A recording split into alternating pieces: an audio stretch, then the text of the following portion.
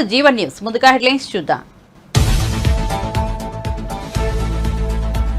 తెలంగాణలో 11,000 పోస్టులతో mega DSC notification విడుదల. 2,629 SA, 6,508 SGT పోస్టుల భర్తీ. గతంలో జారీ చేసిన డిఎస్సి నోటిఫికేషన్ రద్దు.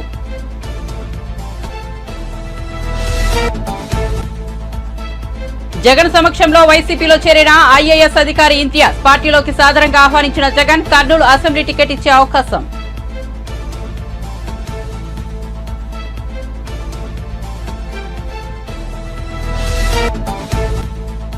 పవన్ కళ్యాణ్ వ్యాఖ్యలకు ఘాటుగా బదిలిచ్చిన మంత్రి రోజా. పార్టీ నిర్మాణం ఏనాడైనా పట్టించుకున్నావా అంటూ ఫైర్. చంద్రబాబుకు ఊడిగం చేస్తున్నావంటూ విమర్శలు.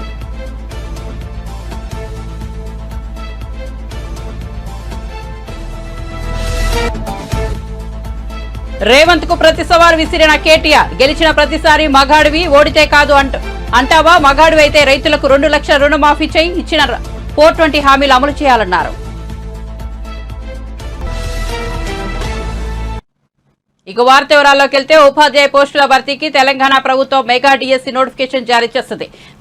గురువారం ఉదయం ముఖ్యమంత్రి రేవంత్ రెడ్డి తన నివాసంలో ఈ మేరకు నోటిఫికేషన్ విడుదల చేశారు. ఏకంగా 11,062 పోస్టులతో జారీ అయిన ఈ నోటిఫికేషన్ లో స్కూల్ అసిస్టెంట్ పోస్టులు 2,629 ఉండగా ఎస్జీటీ పోస్టులు 6,508 ఖాళీగా ఉన్నాయి.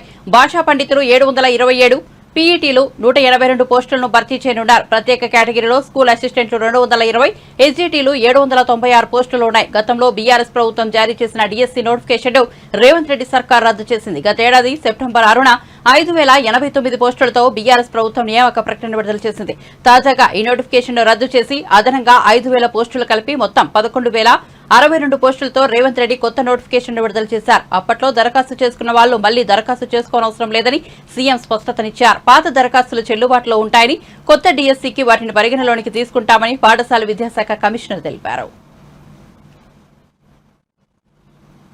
ఎన్నికల వేళ కర్నూలు వైసీపీలో కీలక పరిణామం చోటు చేసుకుంది. సీనియర్ ఐఏఎస్ అధికారి ఇంతియాజ్ వైసీపీలో చేరారు. ముఖ్యమంత్రి జగన్ సమక్షంలో ఆయన వైసీపీ కండువా కప్పుకున్నారు.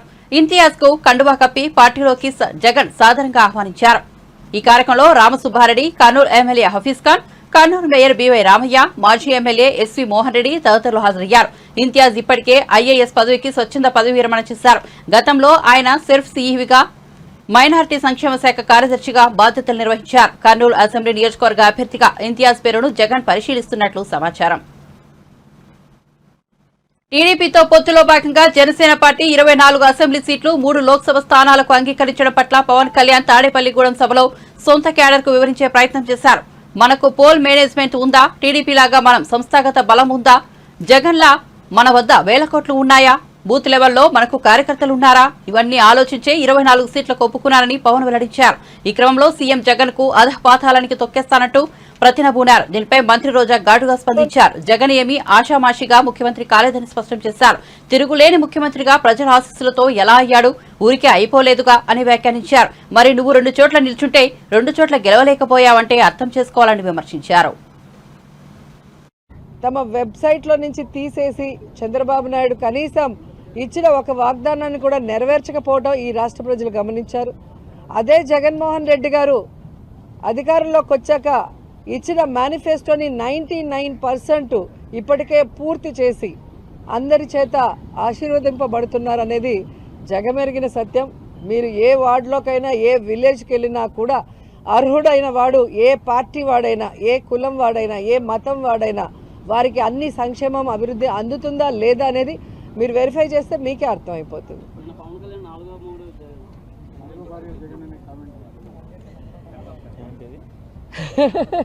పవన్ కళ్యాణ్ ఫ్రస్ట్రేషన్ పీక్స్లోకి వెళ్ళింది అనేది నిన్న సభ చూస్తే అర్థమైంది.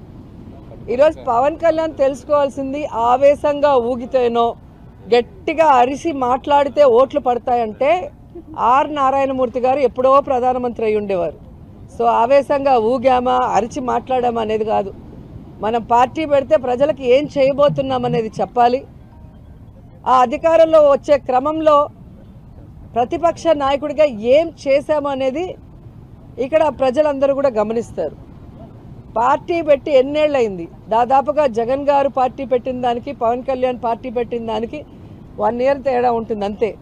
మరి ఈరోజు జగన్మోహన్ రెడ్డి గారు 151 సీట్లతో తిరుగులేని ముఖ్యమంత్రిగా ప్రజల ఆశీస్సులతో ఎలా అయ్యాడు? ఊరికే అయిపోలేదుగా. మరి నువ్వు కనీసం 2 చోట్ల నించుంటే 2 చోట్ల కూడా ఎమ్మెల్యేగా గెలవలేకపోయావు అంటే అర్థం చేసుకోవాలి. ఈరోజు సిగ్గుచేటు ఏంటంటే ఒక పార్టీ ప్రెసిడెంట్గా ఉండి 24 సీట్లకే పరిమితం అయిపోయి మళ్ళీ క్యాడర్ని తిడతాడు. మనకెక్కడుందయ్యా బూత్ కమిటీలు, మనకెక్కడుందయ్యా మండల కమిటీలు? ఎవరండి డిజైన్ చేయాలి? మండల కమిటీలని ఎవరు ఏర్పాటు చేయాలి? బూత్ కమిటీలని ఎవరు ఏర్పాటు చేయాలి? పార్టీ ప్రెసిడెంట్ చేయాలి. సీఎం రేవంత్ రెడ్డికి బీఆర్ఎస్ వర్కింగ్ ప్రెసిడెంట్ కేటీఆర్ సవాల్ విసిరారు. ఎమ్మెల్యే పదవికి తాను రాజీనామా చేస్తాను, సీఎం పదవికి రేవంత్ రాజీనామా చేయాలి. మల్కాజ్గిరి ఎంపీ స్థానంలో ఇద్దరం పోటీ చేద్దాం, మీ సిట్టింగ్ సీటు మల్కాజ్గిరిలోనే తేల్చుకుందాం. సేఫ్ గేమ్ వద్దు.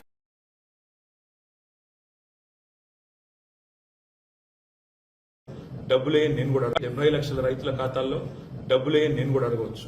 మగాడివైతే మహాలక్ష్మి స్టార్ట్ చేయి, 1,67,00,000 మంది ఆడబిడ్డలు ఉన్నారు, నెలకు 2,500 ఇస్తానన్నావు, స్టార్ట్ చేయి, నేను కూడా అడగవచ్చు. కానీ నేను ఇవన్నీ ఏమనట్లేదు.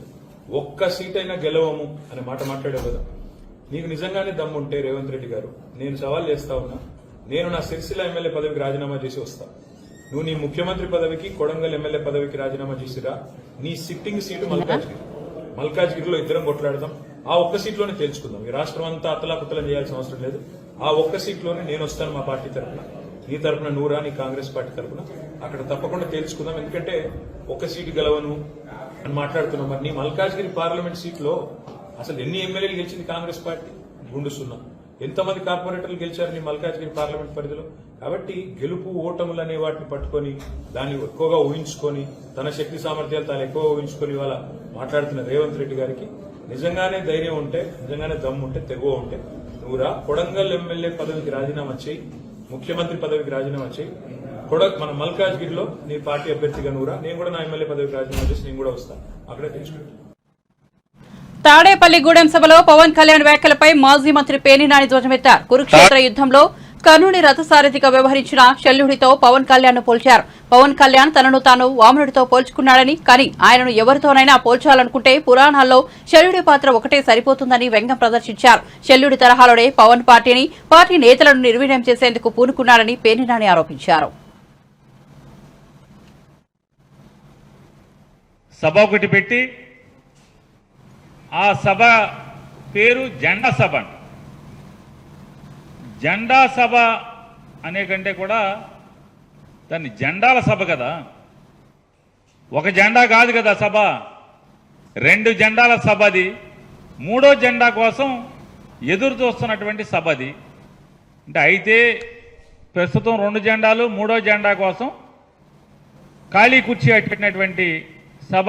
ఆ జెండాల సభలో కేవలం జగన్నామస్మరణ తప్పితే వచ్చాడండి. డబ్బు పొంది మాటిను నేను ముఖ్యమంత్రి అవుతాను, నేను ముఖ్యమంత్రిగా పోటీ చేస్తాను, నువ్వు నిమ్మరసం తీసుకోమని ఏలూరు హాస్పిటల్కి ఫోన్ చేసినటువంటి హరిరామ్ జోగి గారికి బాధ.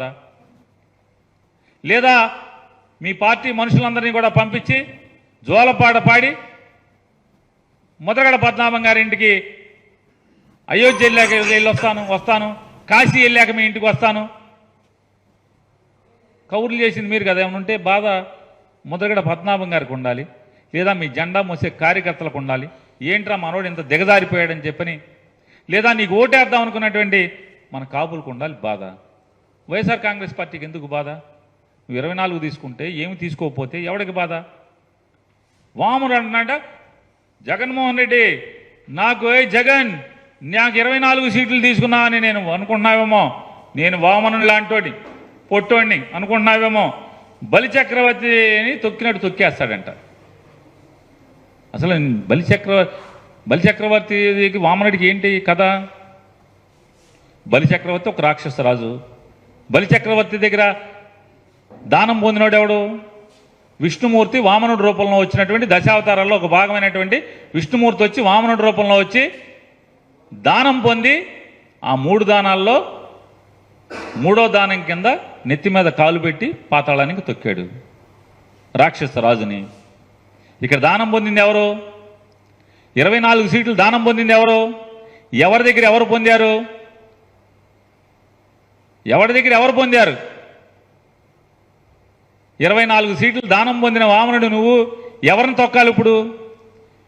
నీకు సీట్లు దానం చేసిన చంద్రబాబుని పాతాళానికి తొక్కుతావు ఖాయంగా. రేపు జరగబోయేది అదే, పాతాళానికి తొక్కేస్తా. ఈ సొల్లు గౌరులు ఇవన్నీ కూడా దానం వేసి పాతాళాన్ని తొక్కుతా అంటే ఎవరిని తొక్కుతావు పాతాళానికి? ఇవాళ చంద్రబాబు నాయుడు నువ్వు పాతాళానికి తొక్కితే రాబోయే రోజుల్లో ఈ రాష్ట్రంలో పేదరికం పోతుంది, పేద మధ్యతరగతి వర్గాలకి మేలు జరుగుతుంది. నువ్వు దానం పొంది 24 సీట్లు దానం పొందినటువంటి చంద్రబాబు నాయుడిని పాతాళానికి తొక్కేయి. దానం పొందావు, వామనుడి కథలాగా చంద్రబాబు నాయుడిని పాతాళానికి తొక్కేయి. సాధారణంగా ఎవడన్నా పొగట్టాకి పక్కనే ఉన్న పెట్టుకుంటాడు, లేదా ఇద్దరూ కలిసి ఉన్నారు కాబట్టి పవన్ కళ్యాణ్ని చంద్రబాబు పొగడాలి, చంద్రబాబుని పవన్ కళ్యాణ్ పొగడాలి.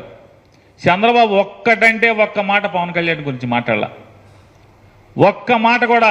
పవన్ కళ్యాణ్ ఈరుడు సూర్యుడు, నేను జైల్లోకి వెళ్తే నా పార్టీని బతికిచ్చాడు, నా చచ్చిపోయిన పార్టీని మొత్తం కకాయకమైనటువంటి మొత్తం నేను తినేసిన డబ్బులకి దొరికిపోయి జైల్లోకి వెళ్తే, రాజమండ్రి జైల్లోకి వెళ్తే అసలు మా కొడుకేమో ఢిల్లీ పారిపోయాడు, మా కార్యకర్తలు ఎవరింటో కాడి వెళ్ళిపోయారు. పవన్ కళ్యాణ్ వచ్చి మా పార్టీని బతికిచ్చాడు, లేకపోతే మా పార్టీ అసలు మామూలుగా పోటీ చేయటానికి కూడా కనీసం ఈ 94 సీట్లు డిక్లేర్ చేయడానికి కూడా మనుషులు ఉండేవాళ్ళు కాదని చెప్పని ఒక మాట చెప్పాడా? చెప్ప. చివరికి మన డబ్బా, మన సెల్ఫ్ డబ్బా మనమే కొట్టుకోవాలి ఆయన చెప్తాడు. పవన్ కళ్యాణ్ అంట, ఆయనేమో ఎంత కర్మ అంటే పవన్ కళ్యాణ్కి, అతని గురించి అతనే సెల్ఫ్ డబ్బా లేపుకోవాలి, జాకీ పెట్టి అతనే చెప్పుకుంటాడు. రాక్షసులు అంటే రాక్షస గణానికేమో కొమ్ము కాస్తాడు చంద్రబాబును వాళ్ళ అబ్బాయికి, ఈయనంట వామనుడు అంటాడు. అసలు పురాణాల్లో పోల్స్టాకి పవన్ కళ్యాణ్కి ఏముంది? అసలు ఏం పాత్ర ఉంది? శల్యుడి పాత్ర ఒకటే ఉంది. పవన్ కళ్యాణ్ పురాణాల్లో పార్చాలంటే శల్యుడి పాత్ర ఒకటే. కాపుల్ని ఇతని మీద విపరీతమైనటువంటి, అంటే మాకు కూడా ముఖ్యమంత్రి ఉంటే బాగుంటుంది కదా. పవన్ కళ్యాణ్ చెప్పాడు కదా, ఇన్నాళ్ళు కమ్మోళ్ళు ఆంధ్ర రాష్ట్రాన్ని వేలారు, రెడ్లు వేలారు, మన కులాన్ని నుంచి కూడా ఎవడొకడు ముఖ్యమంత్రి అయితే బాగుంటుంది కదా, రాజ్యాధికారం కాపులకు కూడా వస్తే బాగుంటుంది కదా అని కాపులందరూ కూడా ఆశపడి సరే నీకు ఓటేద్దాం అనుకున్నారు, ప్రయత్నం చేస్తారు. మెజార్టీ అంటే చాలామంది కాపులు అనుకుంటున్నాం అనుకో, కానీ ఏం చేస్తున్నావు?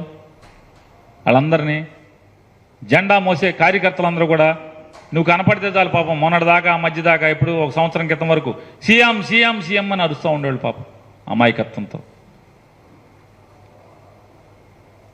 పవన్ కళ్యాణ్ తరఫున మేము పోటీ చేస్తామని చాలామంది పరిగెట్టుకు వస్తూ ఉండేవాళ్ళు. కాపులు ఎక్కువగా ఉన్న చోట, ఎక్కడైతే కాపులు ఎక్కువగా ఉన్న ఓట్లు ఉన్న చోట అక్కడ ఎవడొకడు మేము పోటీ చేస్తామని చెప్పని. ఏం చెప్తాం మీరు? మనకు బలం లేదురా, బూత్ కమిటీలు లేవురా, గ్రామ కమిటీలు లేవురా, మనం నేను పోటీ చేసి ఓడిపోయామరా, మీరు గెలిపించలేరురా. శల్యుడు ఎట్లా అయితే కర్ణుడికి నీరుగార్చి యుద్ధం చేయకుండా. దివంగత వైఎస్ రాజశేఖర రెడ్డికి జగన్మోహన్ రెడ్డి నిజమైన రాజకీయ వారసుడు కాదని ఎంఆర్పీఎస్ వ్యవస్థాపక అధ్యక్షుడు మందకృష్ణ మాదిగ అన్నారు. సీఎం జగన్ మాట తప్పే వ్యక్తి అని విమర్శించారు. కర్నూలులో దళిత సంఘాల సమావేశంలో మందకృష్ణ పాల్గొన్నారు. ప్రజలకు ఒక మాట ఇస్తే మాటను గుర్తుంచి పెట్టుకొని మాటకే కట్టుబడి ఉండే వ్యక్తి స్వర్గీయ వైఎస్ రాజశేఖర రెడ్డి గారు. కానీ మాట ఇస్తే మాట తప్పే వ్యక్తి ప్రస్తుత ఆంధ్రప్రదేశ్ ముఖ్యమంత్రి జగన్మోహన్ రెడ్డి గారు. రాజశేఖర రెడ్డి గారికి కన్న కొడుకే, కానీ రాజశేఖర రెడ్డి గారికి నిజమైన రాజకీయ వారసుడు కాదని, రాజశేఖర రెడ్డి గారికి జగన్మోహన్ రెడ్డి గారు నిజమైన రాజకీయ వారసుడు కాదని మాత్రం ఆయన ఇచ్చిన మాట తప్పుకోవడం ద్వారా రుజువు అవుతుంది. ఎస్సీ వర్గీకరణకు అనుకూలంగా గతంలో ప్రధానమంత్రికి లేఖ రాసిన జగన్మోహన్ రెడ్డి గారు కేంద్ర న్యాయశాఖ మంత్రికి వినతిపత్రం ఇవ్వడానికి మాతో సంతకం పెట్టొచ్చిన జగన్మోహన్ రెడ్డి గారు వైఎస్ఆర్సీపీ ప్లీనర్ సమావేశంలో తండ్రి సమాధి సాక్షిగా ఇడుపులపాయలో తీర్మానం చేసిన జగన్మోహన్ రెడ్డి గారు కనీసం కలుస్తామని అంటే అపాయింట్మెంట్ కూడా మాకు ఇవ్వలే. వర్గీకరణ విషయంలో మౌనం వీడలే. సుప్రీంకోర్టులో 7 జడ్జీల ముందు వర్గీకరణ విచారణ జరిగే సమయంలో ఒక లాయర్ను పెట్టమని ప్రయత్నం చేస్తే ఒక లాయర్ను పెట్టలే. దీన్ని బట్టి చూస్తే రాజశేఖర్ గారే ఇచ్చిన మాట నిలబెట్టుకోవడానికి ప్రయత్నం చేశాడు కానీ జగన్మోహన్ రెడ్డి గారు మాదిగలకు ఇచ్చిన మాట నిలబెట్టుకోవడం పక్కకు పెట్టి వర్గీకరణ వ్యతిరేక శక్తులతో చేతులు కలిపిండనే విషయం స్పష్టంగా రుజువు అవుతోంది. ఎంఆర్పిఎస్ వర్గీకరణ సాధించడం కోసం 3 దశాబ్దాలుగా ఉద్యమం చేస్తున్నది. ఎస్సీ వర్గీకరణకు అండగా ఉంటే మేము చంద్రబాబుకు గతంలో అండగా ఉన్నాం. ఎస్సీ వర్గీకరణకు అండగా ఉంటే రాజశేఖర్ గారికి అండగా నిలబడ్డాం. ఎస్సీ వర్గీకరణకు అనుకూలంగా ముందుకొచ్చిన రోజుల్లో జగన్మోహన్ రెడ్డి గారి ఇబ్బందులు ఉన్నప్పుడు కూడా మేము సహకరించాం. కానీ జగన్మోహన్ రెడ్డి గారికే మాట మీద నిలబడే రకం కాదని, జగన్మోహన్ రెడ్డి గారే కృతజ్ఞత లేనోడు అనే విషయం కూడా స్పష్టంగా రుజువు అవుతుంది. ఈ నేపథ్యంలో ఎస్సీ వర్గీకరణకు అనుకూలమైన శక్తులకు మాత్రమే మా మద్దతు, మా అండదండలు ఉంటాయి.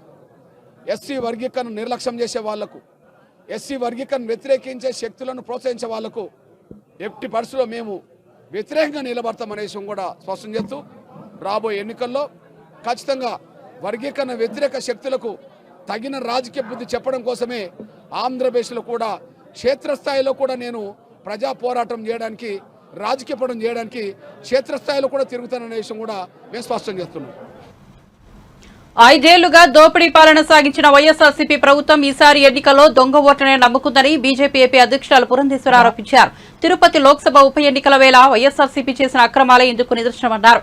కేంద్రం నిధులిస్తుంటే తామే అన్ని చేస్తున్నామని వైఎస్ఆర్సీపీ సర్కార్ గొప్పలు చెబుతోందని విమర్శించారు.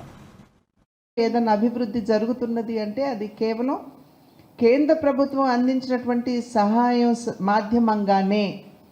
ఏ కార్యక్రమం చూసుకున్నా కూడా సింహభాగం ఇవాళ కేంద్ర ప్రభుత్వం తన సహకారాన్ని అందిస్తున్నటువంటి సందర్భంలోనే ఇక్కడ ఒక రకంగా మనం అభివృద్ధి చూసినా, సంక్షేమాన్ని చూసినా అందరికీ తెలుసు. అనేక కార్యక్రమాలు ఏదైతే కేంద్ర ప్రభుత్వం ప్రవేశపెట్టిందో మనం గనక ఆ రాష్ట్రం అధికారంలో లేకపోయినట్లయితే ఆ రాష్ట్ర ప్రభుత్వాలు వారి స్టిక్కర్లు అంటించుకుంటూ ఇవి మావేనని చెప్పి ప్రాచుర్యం కూడా చేసుకోవడం జరుగుతూ ఉంటుంది. కనుక ప్రజల్లో ఏమిటంటే కేంద్రంలో మీరు అధికారంలో ఉన్నారు కానీ ఏ రకమైనటువంటి సహకారం మాకు రాష్ట్రానికి అందించడం లేదు, మొత్తం అంతా కూడా రాష్ట్ర ప్రభుత్వమే చేస్తున్నది, అంత భారం రాష్ట్ర ప్రభుత్వం మోస్తుంది అనేటువంటి ఒక అపోహ ప్రజల్లో ఖచ్చితంగా అది కూడా అవినీతి పెచ్చుమీరిపోయింది. ఆ అవినీతి భారం ఇవాళ ప్రజల మీద పడుతున్నది. మనందరికీ తెలుసు కరెంటు విద్యుత్ ఛార్జీలు ఏ విధంగా పెంచారో, మరి చెత్త మీద పన్నులు ఏ రకంగా వేశారో, ప్రజలకి మరి గ్రామీణ ప్రాంతాల్లో అయితే అసలు రోడ్ల పరిస్థితి ఎంత అధ్వాన్నంగా ఉన్నదో మనందరికీ తెలియనటువంటి విషయం కాదు. కేంద్రం ఇవాళ 22 లక్షల ఇళ్ళు రాష్ట్రానికి ఇస్తే అక్కడ టిడ్కో ఇళ్ళు అంతకుముందు ఉన్నటువంటి ప్రభుత్వం కట్టినటువంటి 3 లక్షల టిడ్కో ఇళ్ళు కూడా పంచలేనటువంటి పరిస్థితిలో ఇవాళ ఈ రాష్ట్ర ప్రభుత్వం ఉంది, ప్రస్తుత అధికారంలో ఉన్నటువంటి వైఎస్ఆర్సీపీ ప్రభుత్వం. అంటే ఏ రకంగా పేదల జీవితాలతో ఆడుకుంటున్నారో మనం ఇక్కడ గమనించాలి. కనుక శుద్ధమైనటువంటి త్రాగునీరు ప్రజలకు అందించి వారి ఆరోగ్యాన్ని కాపాడాలి అని జల్ జీవన్ మిషన్ అని చెప్పి చాలా ప్రతిష్టాత్మకంగా కేంద్ర ప్రభుత్వం తీసుకుని వచ్చి వేలాది కోట్ల రూపాయలు రాష్ట్ర ప్రభుత్వానికి ఇస్తే ఎన్ని ఇళ్లకి మీరు కుళాయి కనెక్షన్లు ఇచ్చారు ఇవాళ? ఎందుకంటే పైనుండి కేంద్రం పేదల యొక్క సంక్షేమాన్ని ఆకాంక్షిస్తూ ఇస్తున్నారు, ఇక్కడ మేము సంక్షేమం ప్రజలకు అందిస్తున్నాము అని చెప్పి చెబుతూ వారి జోబు నుండి ఏదో డబ్బు ఖర్చు పెడుతున్నట్టుగా వాళ్ళ ప్రభుత్వం ఇక్కడ మాట్లాడుతుంది. కానీ నిజమైన సంక్షేమం అనేది అందివ్వకుండా ఓటు బ్యాంకును మాత్రమే పదిలపరచుకోవడానికి ఇక్కడ ఏ రకంగా ఉచితాల మాధ్యమంగా ఒక ప్రక్రియ జరుగుతుందో మనం అందరం కూడా ఇక్కడ అర్థం చేసుకోవాల్సినటువంటి అవసరం చాలా ఉన్నది.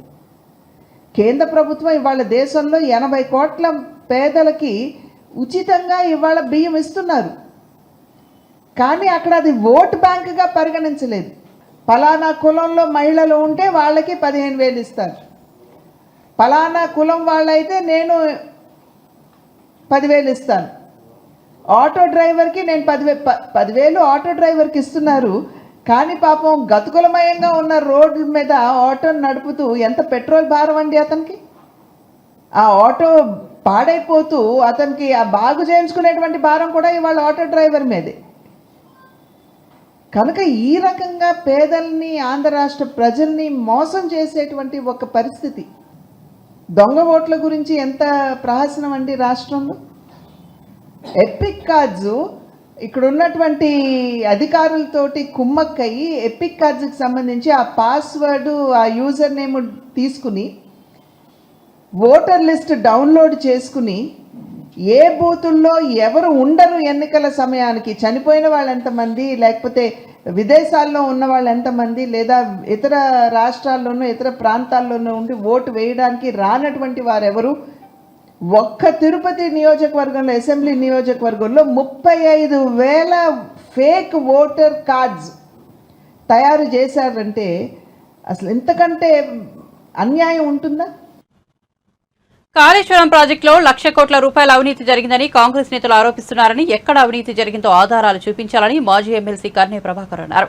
గురువారం మీడియాతో మాట్లాడుతూ మేడిగడ్డ ప్రాజెక్టు ఉపయోగం ఏంటో చూపిస్తామన్నారు. కాళేశ్వరం అంటే ఒక్క మేడిగడ్డ మాత్రమే కాదన్నారు. గత ప్రభుత్వం చేసిన అభివృద్ధి ఆనవాళ్లు కూడా లేకుండా చేస్తామని మంత్రులు అంటున్నారని మండిపడ్డారు. హైదరాబాద్ నడిబొడ్డున కట్టిన సచివాలయం, అంబేద్కర్ విగ్రహాన్ని కూల్చివేస్తారా అని ప్రశ్నించారు. కాంగ్రెస్ ప్రభుత్వం అభివృద్ధి యాత్రలు చేయాల్సింది పోయి తమకు పోటీగా యాత్రలు చేస్తున్నారని కర్నె ప్రభాకర్ విమర్శలు గుప్పించారు. మేము ఎక్కడికి వెళ్తున్నాం, ఎవరెవరం వెళ్తున్నాం అనేటువంటి మాటని రాష్ట్ర డీజీపీ గారు కూడా వారి దృష్టిలో పెట్టడం జరిగింది. ముఖ్యంగా మా ఉద్దేశం ఇవాళ ఈ రాష్ట్రంలో ప్రాజెక్టులని ఏ విధంగా నిర్వీర్యం చేయాలనేటువంటి ఆలోచన కాంగ్రెస్ పార్టీకి ఉన్నదో చెప్పేటువంటి ఒక బాధ్యత కలిగినటువంటి ప్రతిపక్షంగా ఈ రాష్ట్రంలో ప్రజలకు మేలు జరగాలి కాబట్టి ప్రభుత్వం చేసేటువంటి ప్రతి కుట్రని తిప్పికొడుతూ ప్రజలకు లాభం జరగాలనేటువంటి ఉద్దేశంతో ఏర్పాటు చేసుకున్నటువంటి కార్యక్రమం. మరి ఇటువంటి సందర్భంలో ఈ రాష్ట్ర మంత్రివర్గ సభ్యులు కావచ్చు, రాష్ట్ర ముఖ్యమంత్రి గారు కావచ్చు, వాళ్ళకు తోచిన విధంగా మాట్లాడడం, తలో మాట మాట్లాడడం, ఏది నోటికి వస్తే అది మాట్లాడడం. గతంలో అనేక సందర్భాల్లో ఈ రాష్ట్ర ముఖ్యమంత్రి రేవంత్ రెడ్డి గారు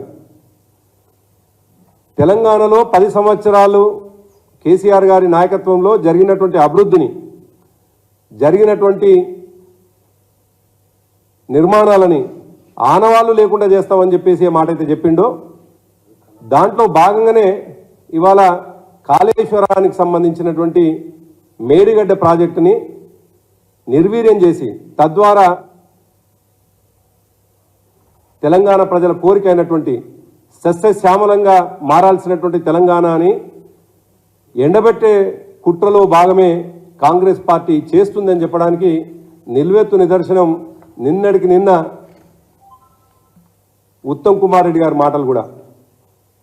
ఒకవైపు ముఖ్యమంత్రి ఒక మాట మాట్లాడతాడు, మంత్రులు మరొక మాట మాట్లాడతారు, తలా ఒక మాట మాట్లాడుతున్నటువంటి వాళ్ళు దీంట్లో అవినీతి జరిగింది అనేటువంటి మాట పదే పదే మాట్లాడుతూ ఉన్నారు. నిజానికి అనేక సందర్భాల్లో వాళ్ళు ప్రభుత్వానికి రాకముందు వాళ్ళు చెప్పినటువంటి మాట 1,00,000 కోట్ల అవినీతి అని, 1,00,000 కోట్ల అవినీతి అని పదే పదే చెప్పినటువంటి వాళ్ళు కాగు నివేదికల 94,000 కోట్ల అవినీతి అని ఉంటుంది. మంత్రులు చెప్పినటువంటి దాంట్లో 97 కోట్ల అవినీతి అని చెప్పి 97 కోట్ల రూపాయల ఖర్చు అని చెప్పేసి చెప్పడం జరిగింది. ఇంకొక మంత్రి ఏమో 89,000 కోట్లు. అంటే కాగు రిపోర్ట్లోనే చాలా స్పష్టంగా అటు ఇటుగా 95,000 కోట్ల రూపాయల ఖర్చు జరిగిందని. మరి 1,00,000 కోట్ల అవినీతి ఎట్లా జరిగిందో ఇవాళ చెప్పాల్సినటువంటి బాధ్యత, ప్రజలకు వివరించాల్సినటువంటి బాధ్యత ఇవాళ మంత్రులుగా ఉండాల్సింది పోయి వాళ్ళు మాట్లాడడం, ప్రతి మాటకి అవినీతి అనేటువంటి మాట మాట్లాడడం చాలా దురదృష్టకరమైనటువంటి విషయం. ముఖ్యంగా ఈ రాష్ట్రంలో జరిగినటువంటి ప్రతి పనిని కూడా ఒక అవినీతి పనిగా చూపించి ఇవాళ ఈ రాష్ట్రాన్ని అధోగతి పాలు చేయడానికి చేస్తున్నటువంటి ప్రయత్నంలో భాగంగా ఈ కాంగ్రెస్ పార్టీ ప్రభుత్వం చేస్తున్నటువంటి ఈ దుర్మార్గమైనటువంటి చర్యల్ని ఎండగట్టడానికే, ప్రపంచానికి చూపించడానికే, మేడిగడ్డ ద్వారా ఏం లాభం జరుగుతుందో చెప్పడానికే ఇవాళ మా ప్రజాప్రతినిధుల, మాజీ ప్రజాప్రతినిధుల పర్యటన అనేటువంటి విషయాన్ని ఈ సందర్భంగా గుర్తు చేస్తున్నాం. ఒకవైపు ఏమో అసెంబ్లీ సాక్షిగా న్యాయ విచారణ జరిపిస్తామని చెప్పేసి మాట్లాడినటువంటి ముఖ్యమంత్రి న్యాయ విచారణకు ఆదేశించమని చెప్పడం జరిగింది. మరి న్యాయ విచారణకు ఆదేశించినటువంటి సందర్భంలో విచారణలో తేలాల్సినటువంటి అంశాలు విచారణ అధికారులు తేలుస్తారు. కానీ అంతకంటే ముందే నిన్న ఉత్తమ్ కుమార్ రెడ్డి గారు ఇది ప్రపంచంలోనే అతిపెద్ద అవినీతి ప్రాజెక్టు అని ఎట్లా జస్టిఫై చేస్తాడో, ఎట్లా ఆయన ఆర్డర్లు ఇస్తారు. మరి న్యాయ విచారణ చేయాల్సినటువంటి అధికారులు నిర్ణయిస్తారా, లేదు మంత్రిగా ఉన్నటువంటి వాళ్ళు నిర్ణయిస్తారా? ఇవాళ చెప్పాల్సినటువంటి బాధ్యత. వచ్చే ఎన్నికల్లో జనసేన టీడీపీ గెలుపు ఖాయమని, సభతో వైసీపీ ఓటమి ఖాయమని తేలిపోయిందని జనసేన అధికార ప్రతినిధి పోతిన వెంకట మహేష్ అన్నారు. టీడీపీ జనసేన సభకు హాజరైన జనసంద్రోహాన్ని చూసి వైసీపీ నేతలకు వణుకు పుడుతోందని చెప్పారు. ప్రశాంత్ కిషోర్ సర్వేలో కూడా వైసీపీకి 40 సీట్లకు మించి రావని నివేదిక జగన్ కు అందిందని తెలిపారు. ఎన్నికల్లో బటన్ నొక్కడం, జగన్ ను ఇంటికి పంపడం ఖాయమని చెప్పారు. టీడీపీ జనసేన కూటమి 150 అసెంబ్లీ, 20 ఎంపీ సీట్లు గెలవడం ఖాయమని ధీమా వ్యక్తం చేశారు. సినీ నటి అన్నపూర్ణను విమర్శిస్తూ సోషల్ మీడియాలో ఓ వీడియో పెట్టిన సింగర్ చిన్మయి శ్రీపాదపై గచ్చిబౌలి పోలీసులు కేసు నమోదు చేశారు. ఈ వీడియోలో అన్నపూర్ణను విమర్శించే క్రమంలో చిన్మయి దేశాన్ని అవమానించేలా మాట్లాడిందని హెచ్సీయూ విద్యార్థి కుమార్ సాగర్ ఫిర్యాదు చేశారు. బాధ్యత కలిగిన పౌరురాలిగా దేశాన్ని తక్కువ చేసేలా, కించపరిచేలా మాట్లాడడం సరికాదని కుమార్ సాగర్ తన ఫిర్యాదులో పేర్కొన్నారు. దీంతో చిన్మయిపై కేసు నమోదు చేసినట్లు పోలీసులు తెలిపారు. I've been a huge fan of her acting, so ఇటువంటి ఐడియాస్, ఒపీనియన్స్ ఇస్తుంటే it makes me little heart broken. అయ్యో, మనకి ఫేవరెట్ అనుకుంటున్నటువంటి ఆర్టిస్ట్ ఇలా మాట్లాడుతుంటే when they have problematic ideas, that dichotomy as to what do we do. So based on her rules, medical emergencies కనుక ఏదన్నా accidents కానీ, trauma cases కానీ జరిగితే so sunrise to sunset మాత్రమే జరగాలి. నర్సెస్ ఉండకూడదు, లేడీ డాక్టర్స్ ఉండకూడదు. ఈవిడ గారు కానీ ఈవిడ తెలిసినటువంటి ఎవరికైనా, మన అందరికీ ఏదైనా మెడికల్ ఎమర్జెన్సీస్ వస్తే లేడీ డాక్టర్స్ అస్సలు ఉండకూడదమ్మా. సన్ రైజ్ టు సన్సెట్ మాత్రమే ఎమర్జెన్సీస్ అన్నీ జరగాలి. ఆ తర్వాత evening 6 PM to 6 AM only మగాళ్ళు మాత్రమే ఉంటారు, even with lady patients. So మనకి బయట ఏం పని, మనకి ఒంట్లో బాగాలేనప్పుడు కూడా మనము హాస్పిటల్లో ఉండకూడదు. 6 AM to 6 PM మాత్రమే మనం ఉండాలి. ఓకే, ఇదే రూల్ ప్రకారం పిల్లలు కూడా అర్ధరాత్రి పూట పుట్టకూడదు. గైనకాలజిస్ట్ ఉండకూడదు కాబట్టి according to these rules sunrise to sunset మాత్రమే పిల్లలు పుట్టాలి. అప్పుడే నర్సెస్ కానీ, గైనకాలజిస్ట్ కానీ, లేడీ. బులెటిన్ ముగించే ముందు హెడ్లైన్స్ మరోసారి చూద్దాం. తెలంగాణలో 11,000 పోస్టులతో మెగా డిఎస్సీ నోటిఫికేషన్ విడుదల. 2,629 ఎస్ఏ, 6,508 ఎస్జీటీ పోస్టుల భర్తీ. గతంలో జారీ చేసిన డిఎస్సీ నోటిఫికేషన్ రద్దు.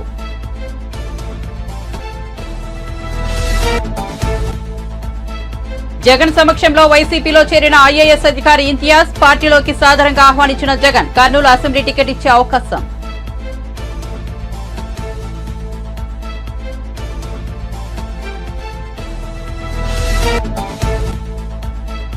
పవన్ కళ్యాణ్ వ్యాఖ్యలకు ఘాటుగా బదిలిచ్చిన మంత్రి రోజా. పార్టీ నిర్మాణం ఏనాడైనా పట్టించుకున్నావా అంటూ ఫైర్. చంద్రబాబుకు ఊడిగం చేస్తున్నావంటూ విమర్శలు.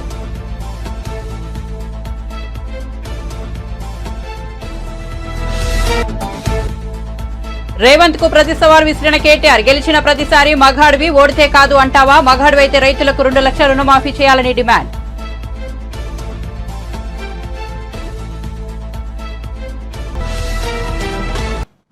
మరిన్ని అప్డేట్స్ కోసం చూస్తూనే ఉండండి జీవన్ న్యూస్.